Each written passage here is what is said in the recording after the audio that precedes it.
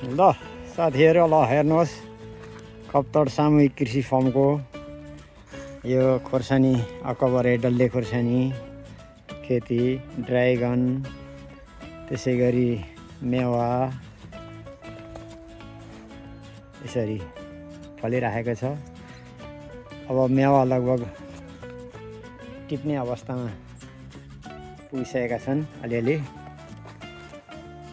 यसरी खोर्सानी पनि पाकिरहेको छ।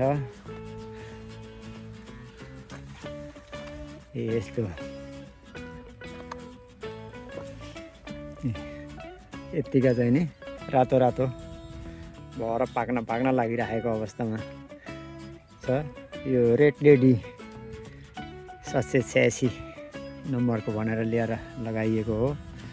यसमा दुई खालको छ, एउटा गोलो भेराइटीमा छ भने एउटा यसरी लामो भेराइटीमा छ। यसरी सबैले हेर्नुहोस्।